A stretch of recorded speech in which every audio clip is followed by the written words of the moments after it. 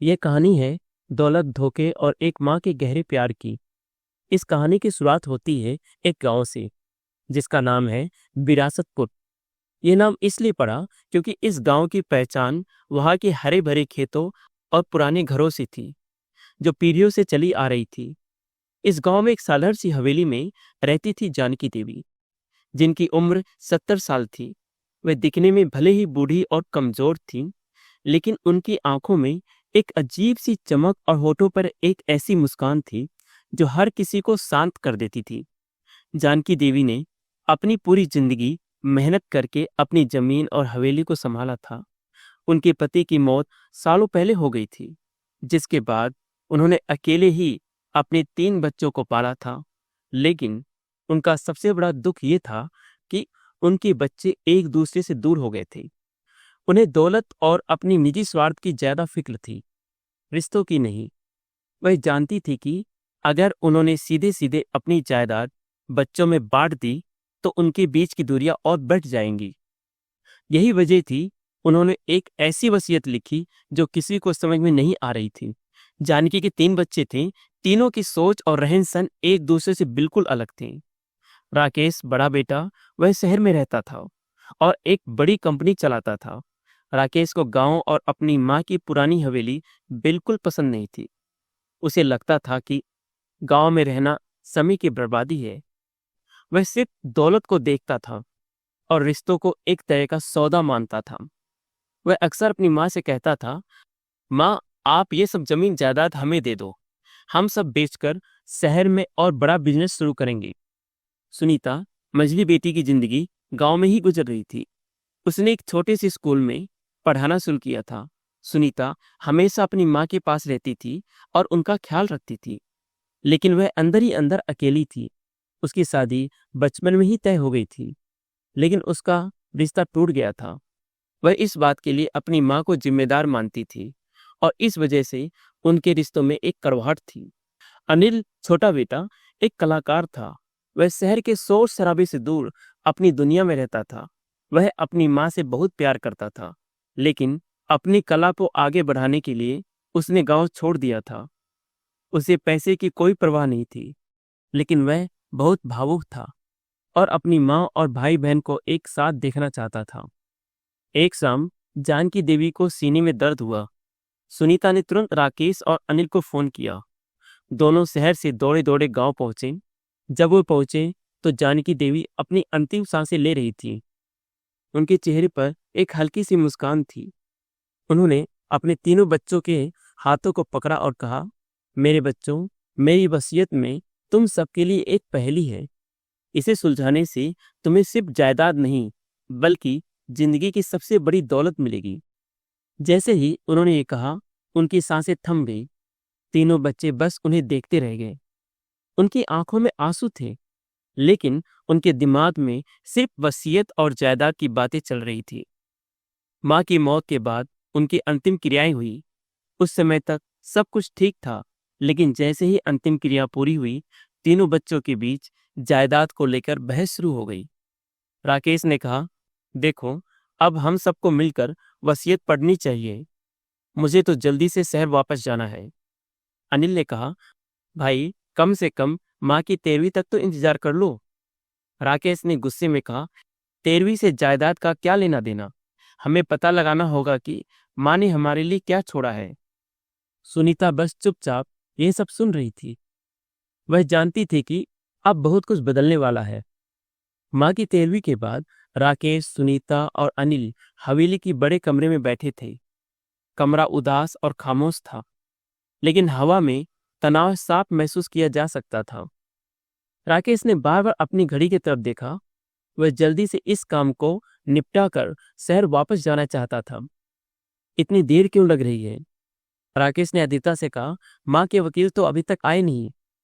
तभी वकील सी शर्मा कमरे में दाखिल हुए। वह सालों से जानकी देवी के पारिवारिक वकील थे और उन्हें अच्छी तरह से जानते थे। उनके चेहरे पर एक हल्की सी मुस्कान थी, लेकिन उनकी आंखें गंभीर थीं।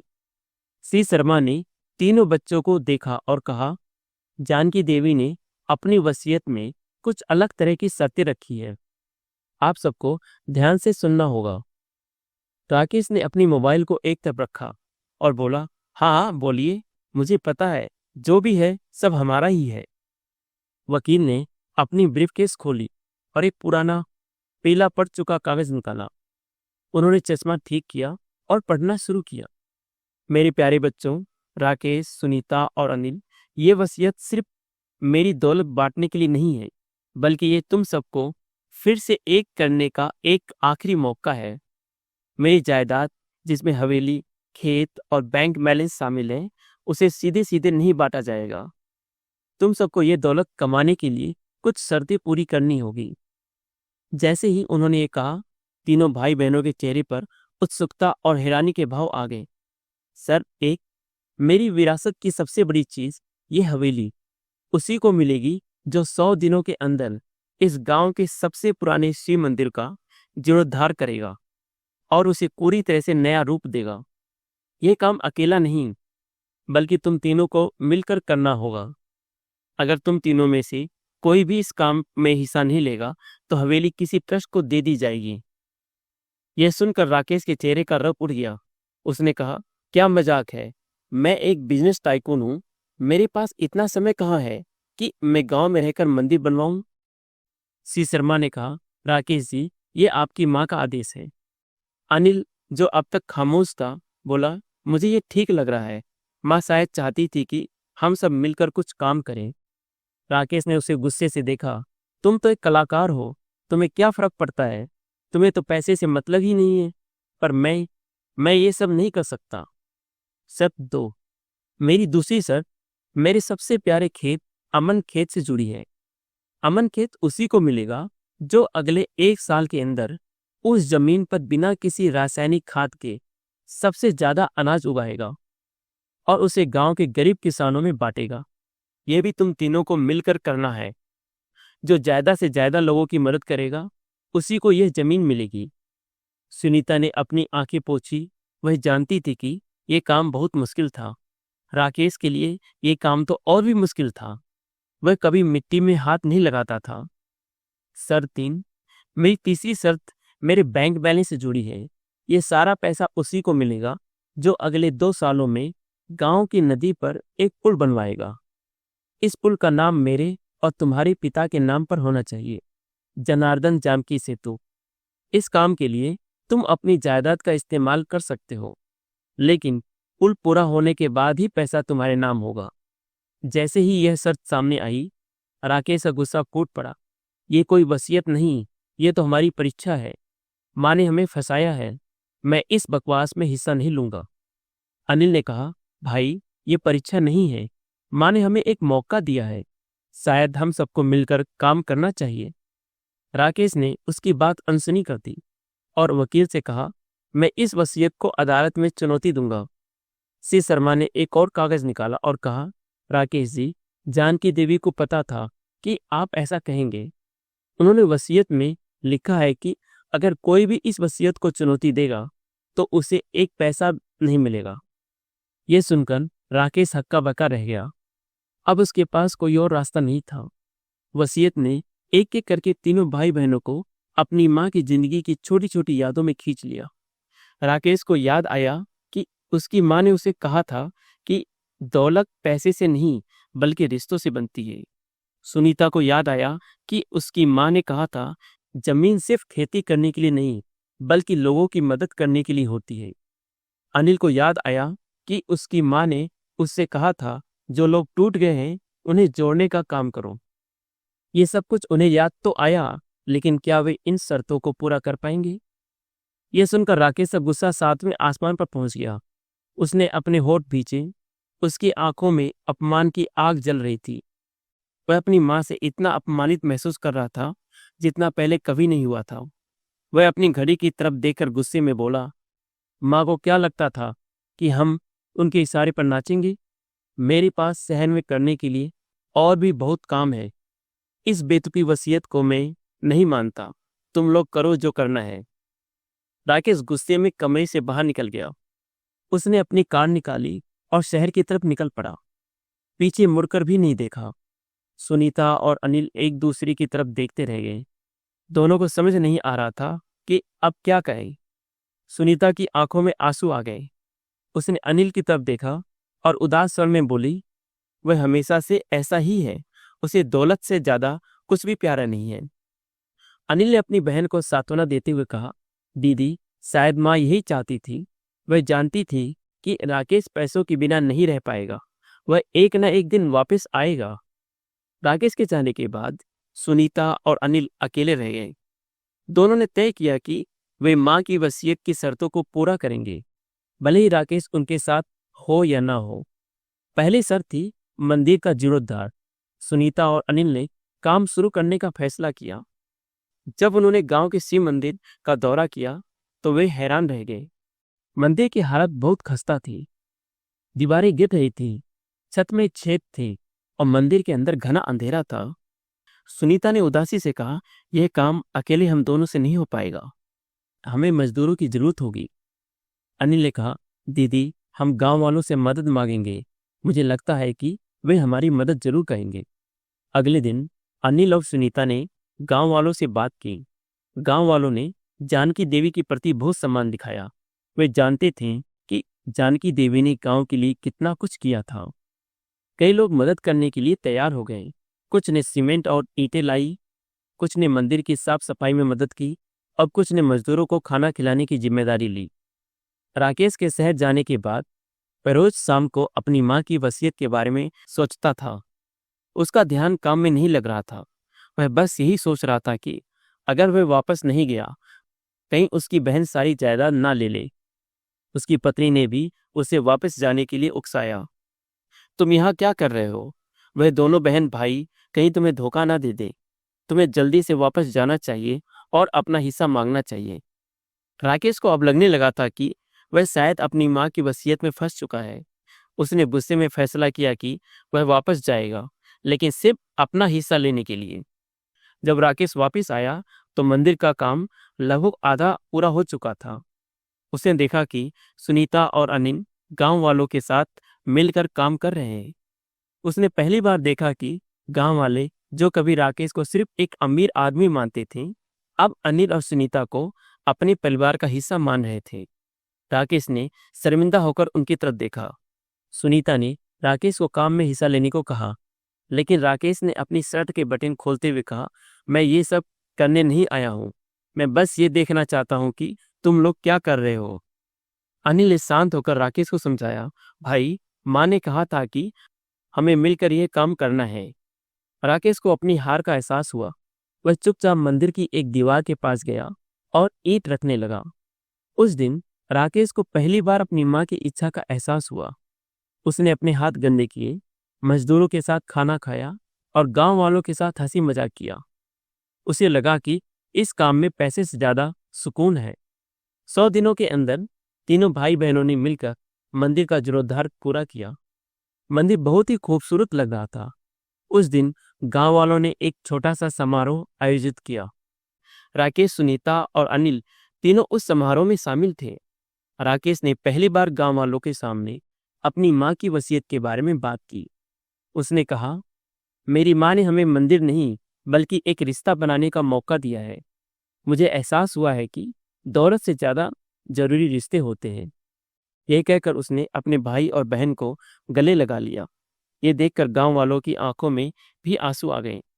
मंदिर के जीर्णोद्धार के बाद तीनों भाई बहन राकेश, सुनीता और अनिल अब एक हो चुके थे। उनकी बीच की कड़वाहट खत्म हो गई थी और उनके रिश्ते फिर से मजबूत हो गए थे।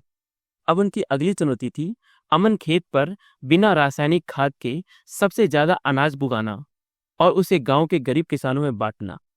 राकेश, जो हमेशा से पैसों के पीछे भागता था, अब एक अलग इंसान बन चुका था। उसने अपने शहर के सारे बिजनेस छोड़ दिए थे और अब वह गांव की मिट्टी में अपनी पहचान ढूंढ रहा था। लेकिन इस बार उसे एक नई मुश्किल का सामना करना पड़ा। अमन खेत गांव की सबसे अच्छी जमीन मानी जाती थी, लेकिन पिछले कई सालों से उसमें रासायनिक खाद का इस्तेमाल होने की वजह से उसकी उर्वरक शक्ति कम हो गई थी। जब तीनों ने मिलकर खेत की जुताई शुरू की तो जमीन बहुत कठोर और सूखी निकली। सुनीता ने उदास होकर कहा, इस जमीन में कुछ भी उगाना बहुत मुश्किल होगा। हम गांव के किसानों को क्या देंगे? राकेश ने अपने भाई बहन को हिम्मत देते हुए कहा, हमें हार नहीं माननी चाहिए। माँ ने हमें यह चुनौती इसलिए दी थी ताकि हम कुछ सीख सकें। तभी गांव का सबसे बूढ़ा और अनहुई किसान दयाराम काका उनके पास आए। दयाराम काका ने जानकी देवी के साथ कई सालों तक काम किया था और उन्हें बहुत अच्छे से जानते थे। उन्होंने तीनों को देखा और मुस्कुराते हुए कहा, तुम सब परेशान क्यों हो? ये जमीन तुम्हारी माँ के हाथों में जादू की तरह खिल उठती थी। दयाराम काका ने उन्हें बताया कि पारंपरिक तरीके से खेती कैसे की जाती है। उन्होंने सिखाया कि कैसे गोबर की खाद, सूखे पत्तों और जैविक कचरे से मिट्टी को फिर से उपजाऊ बनाया जा सकता है। राकेश, जो कभी बड़ी बड़ी मशीनों के साथ काम करता था, अब अपने हाथों से मिट्टी में खाद मिला रहा था। सुनीता और अनिल भी उनका साथ दे रहे थे। काम बहुत मुश्किल था, लेकिन वे तीनों दिन रात एक करके मेहनत कर रहे थे। राकेश ने अपनी बिजनेस की सारी जानकारी इसमें लगा दी। उसने मौसम के बारे में डेटा इकट्ठा किया, अनाज की सही किस्मों को चुना और फसल की सुरक्षा के लिए पारंपरिक तरीके सीखे। अनिल ने अपनी कला का उपयोग करके एक छोटा सा स्टॉल बनाया, जहां वह गांव वालों को जैविक खेती के फायदे बताता था। सुनीता ने गांव की महिलाओं के साथ मिलकर एक छोटा सा ग्रुप बनाया, जहां वे सब मिलकर बीज बोने और फसल की देखभाल करने का काम करती थी। एक दिन जब वे सब काम कर रहे थे, तो एक बड़ा संकट आ गया। जोरदार बारिश हुई और खेत का सारा पानी खेतों में भर गया। राकेश ने देखा कि अगर पानी जल्दी से बाहर नहीं निकाला गया तो सारी फसल बर्बाद हो जाएगी। राकेश ने हार नहीं मानी। उसने अपनी बिजनेस की सारी जानकारी का उपयोग करके एक छोटे से नाले का निर्माण किया, ताकि पानी को खेत से बाहर निकाला जा सके।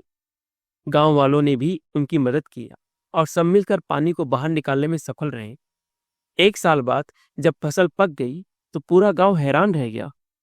अमन खेत में इतनी ज्यादा और अच्छी फसल हुई थी कि लोगों ने कभी ऐसी फसल नहीं देखी। उस दिन तीनों भाई बहनों ने अपनी माँ की वसीयत की शर्त को पूरा किया। उन्होंने गांव के सभी गरीब किसानों को अनाज दिया और गांव में एक बड़ा भोज भी आयोजित किया। गांव की नदी, जिसे स्थानीय लोग जीवन धारा कहते थे, गांव को दो हिस्सों में बांटती थी। एक तरफ गांव का मुख्य हिस्सा था और दूसरी तरफ कई किसानों के खेत और स्कूल थे। बरसात के मौसम में नदी इतनी उफनती थी कि लोग उसे पार नहीं कर पाते थे। जानकी देवी का सपना था कि यहाँ एक पुल बने। तीनों भाई बहनों ने पुल का डिजाइन बनवाया। ये काम बहुत मुश्किल था, क्योंकि पुल बनाने के लिए न केवल बहुत ज्यादा पैसों की जरूरत थी, बल्कि सरकारी मंजूरी भी लेनी थी। राकेश ने अपनी पिछली जिंदगी के अनुभवों का इस्तेमाल किया। उसे सरकारी दफ्तरों में चक्कर लगाए, अधिकारियों से मिला, लेकिन हर जगह उसे रिश्वत देने के लिए कहा जाता था। राकेश, जो कभी इन सब कामों में माहिर था, अब वह ईमानदारी से काम करना चाहता था। उसने रिश्वत देने से मना कर दिया। सुनीता ने हिम्मत नहीं हारी। उसने गांव के लोगों को इकट्ठा किया और सबने मिलकर एक अर्जी पर हस्ताक्षर किए। वे सब राकेश के साथ सरकारी दफ्तरों में गए और उन्होंने साफ साफ कहा कि इस पुल की जरूरत कितनी है। जब मीडिया ने भी इस मामले को उजागर किया तो अधिकारियों को झुकना पड़ा और पुल बनाने की मंजूरी मिल गई। अनिल ने इस पुल के लिए एक बहुत ही सुंदर डिजाइन बनाया, जिसमें गांव की संस्कृति की झलक थी। पुल का नाम जनार्दन जानकी सेतु रखा गया। पुल बनाने का काम शुरू हुआ, जिसमें तीनों भाई बहनों ने अपनी पूरी जी जान लगा दी। पुल बनाने में लगभग 2 साल लग गए। जब पुल बनकर तैयार हुआ तो गांव में एक उत्सव का माहौल था। गांव के लोग एक साथ मिलकर नाचे गाए। उस दिन वकील श्री शर्मा भी वहां मौजूद थे।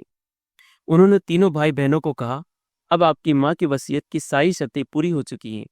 मैं आप तीनों को बैंक की चाबियां और कागजात देना चाहता हूँ। वकील ने तीनों को एक एक करके लिफाफे दिए। लिफाफे में बैंक की चाबियां नहीं, बल्कि कुछ पुरानी तस्वीरें और खत थे। राकेश के लिफाफे में उसकी एक बचपन की तस्वीर थी, जिसमें वह अपनी माँ की गोद में सो रहा था। इसके साथ एक खत था जिसमें लिखा था, राकेश, तुम पैसे के पीछे मत भागो, वरना तुम अकेले रह जाओगे।